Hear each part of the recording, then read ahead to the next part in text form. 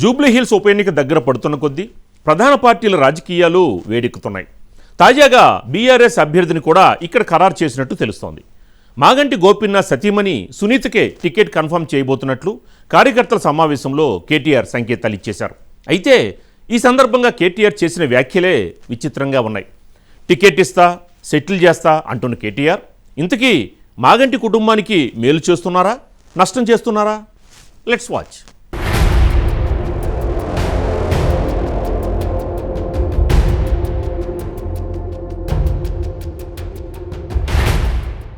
MLA Maganti Gopinath మరణించడంతో జూబ్లీహిల్స్ ఉప ఎన్నిక అనివార్యమైంది. అక్టోబర్ చివరి వారం లేదా నవంబర్ ప్రారంభంలో జూబ్లీహిల్స్ ఉప ఎన్నిక నిర్వహించనున్నారు. ఈ క్రమంలో పార్టీలన్నీ అభ్యర్థులను ఎంపిక చేసే పనిలో బిజీగా ఉన్నాయి. ఈ క్రమంలో జూబ్లీహిల్స్ ఉప ఎన్నిక బీఆర్ఎస్ అభ్యర్థిగా మాగంటి సునీత పేరు ప్రకటించింది. ఉప ఎన్నికపై తెలంగాణ భవన్లో ఇవాళ కార్యకర్తల సమావేశం పెట్టిన బీఆర్ఎస్ వర్కింగ్ ప్రెసిడెంట్ కేటీఆర్ జూబ్లీహిల్స్లో గులాబీ జెండా ఎగురవేయాలని కేడర్కు పిలుపునిచ్చారు. సునీతను గెలిపించడమే మాగంటి గోపీనాథ్కు ఇచ్చే అసలైన నివాళి అన్నారు. అలానే జూబ్లీహిల్స్ ఉప ఎన్నిక నేపథ్యంలో సర్వేలు నిర్వహించామని, నియోజకవర్గంలో పార్టీ పరిస్థితి చాలా బాగున్నట్లని తెలుస్తోందని కేటీఆర్ అన్నారు. కేసీఆర్ మళ్లీ సీఎం కావాలంటే జూబ్లీహిల్స్ ఉప ఎన్నికలో సత్తా చాటాలని కేటీఆర్ పార్టీ శ్రేణులకు పిలుపునిచ్చారు.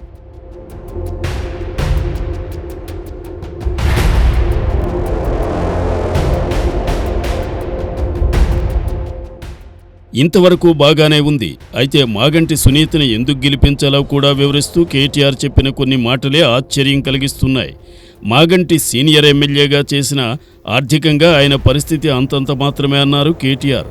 మాగంటి పిల్లలు కూడా ఇంకా సెటిల్ అవ్వలేదని, ఆ కుటుంబం ఆర్థికంగా స్థిరపడాలంటే ఒకే ఒక్క మార్గం, ఆ కుటుంబం నుండి సునీతను ఎమ్మెల్యేగా గెలిపించడం అనేలా మాట్లాడారు కేటీఆర్. కార్యకర్తల్లో ధైర్యం నింపడానికి మనకే ఎడ్జి ఉందంటూ ఏవో సర్వేలు చూపించిన ప్రతిపక్షంలో ఉన్న తాము అధికారంతో పాటు అస్త్రశస్త్రాలు ఉన్న కాంగ్రెస్ని ఢీకొని జూబ్లీహిల్స్లో గెలవడం ఏమాత్రం సులభం కాదని కేటీఆర్కు బాగా తెలుసు. అక్కడ బీఆర్ఎస్కు ఉన్న ఒకే ఒక్క బలమైన అస్త్రం మాగంటి గోపీనాథ్ సెంటిమెంట్. ఆయన మరణం వల్ల వచ్చిన ఉప ఎన్నిక కావడంతో ప్రజలు సెంటిమెంట్ పరంగా ఆ ఫ్యామిలీని ఆదరిస్తే మాగంటి సునీత ఎమ్మెల్యేగా గెలుపొందుతారు. అందుకే సెంటిమెంట్ అస్త్రాన్ని తట్టిలేపారు కేటీఆర్. ఆ క్రమంలో ఆర్థికంగా మాగంటి కుటుంబాన్ని ఆదుకోవడానికి ఎమ్మెల్యే పదవి ఒక్కటే మార్గమన్న అర్థమొచ్చేలా కేటీఆర్ పేర్కొనడం పరిశీలకులను ఆశ్చర్యపరుస్తోంది. అంటే డబ్బు సంపాదనకు, ఆర్థికంగా ఎదిగేందుకు ఎమ్మెల్యే పదవులా అన్న చర్చ జరుగుతోంది. తన ఆర్థిక పరిస్థితి కూడా మాకు తెలియదు. అందుకే మన అసెంబ్లీలో చెప్పిన నేను ప్రామిస్ చెప్తున్న పరిశాన్ అయినా. 3 పిల్లలు చనిపోయిన రోజు చూసిన 3 పిల్లలు, వాళ్ళు పాపం ఇవాళ ఎవరు పెళ్లి కాలే, ఎవరు సెటిల్ కాలే, అంత చిన్న చిన్న పిల్లలు, అంత 22 ఆడపిల్లలు, ఇద్దరు 22, 20 అనుకుంటా, బాబు 19 ఉంటాడు కావచ్చు.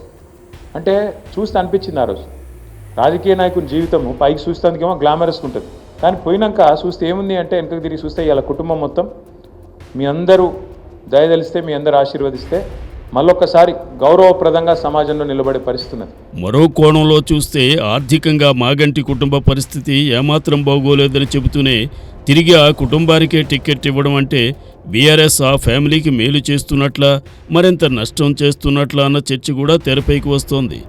జూబ్లీహిల్స్ ఉప ఎన్నిక ఎలాగైనా గెలవాలని అధికార కాంగ్రెస్ నిర్ణయించుకుంది. కాంగ్రెస్ తరపున ఆశావాహుల లిస్టు చూస్తే జూబ్లీహిల్స్ సీటుపై ఆ పార్టీలో ఎంత క్రేజ్ ఉందో అర్థమవుతోంది. కోట్లు ఖర్చు చేసైనా ఇక్కడ ఎమ్మెల్యేగా గెలవాలని కాంగ్రెస్ ఆశావాహులు కాచుకుని కూర్చున్నారు. ఎంత లేదన్నా 100 కోట్ల ఎన్నికగా జూబ్లీహిల్స్ ఉప ఎన్నిక నిలుస్తోంది. ఇటువంటి పరిస్థితుల్లో అంత ఖర్చు పెట్టుకుని మాగంటి కుటుంబం ఇక్కడ గెలవగలదా అన్న అనుమానం ఉంది.